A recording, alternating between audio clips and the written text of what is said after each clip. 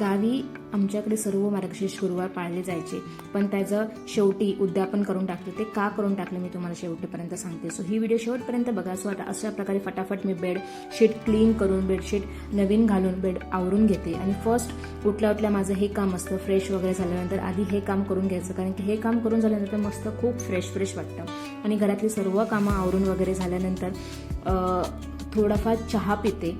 मला कोरी चहा खूप आवडते, त्याच्यामुळे मी कोरी चहा पिते. मला दूध मी पित नाही, दूध पिल्यावर मला ॲसिडिटी होते, त्याच्यामुळे मी कोरी चहाच पिते. सो ते सर्व कामं आवरून झाल्यानंतर मी अक्षितला आणायला गेली होती. अक्षितला स्कूलवरून आणताना हार घेऊन आले. हार मी आणले नव्हते, कारण की आज होता गुरुवार, मार्गशीर्षचा 3रा गुरुवार.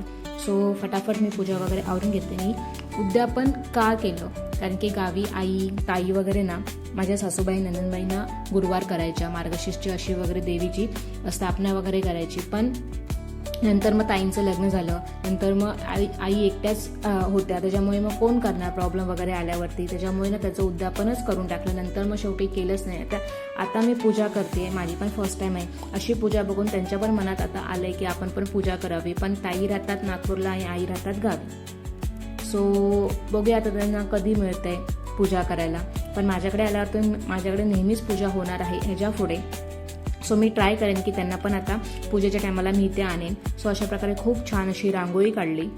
आणि ही रांगोळी मला खूप छान वाटत होती. हा कलर एकदम व्हायब्रंट वाटत होता. नंतर बघा अशा प्रकारे आमच्या कपाळावरती टिक्का लावतात. ते कोण लावतं? ऑफकोर्स अक्षितच. सो अशा प्रकारे अक्षित टिक्का जबरदस्तीने लावतो. आणि त्याने पण खूप छान स्वतःला खूप छान त्याने टिक्का लावून घेतला. आणि तो होता अक्षरशः मुलगीच वाटत होता.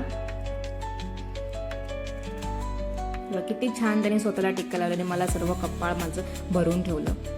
सो अशा प्रकारे खूप मनापासून इच्छा असली ना की ती खूप छान प्रकारे पार पाडली जाते.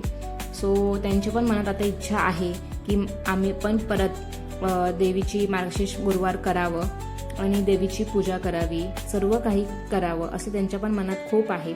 सो अशा प्रकारे देवीची नैवेद्य वगैरे दाखवून झालं. आणि अक्षित काय करतोय तुम्हाला मी दाखवते. अक्षित जे आपण पोती वाचतो ना, ते वाचतोय.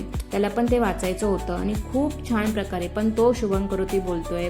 खूप छान छान ओम भूर्भुवस्वः बोलतोय, गुरु ब्रह्मा गुरु विष्णू बोलतोय. तुम्ही पण ऐका.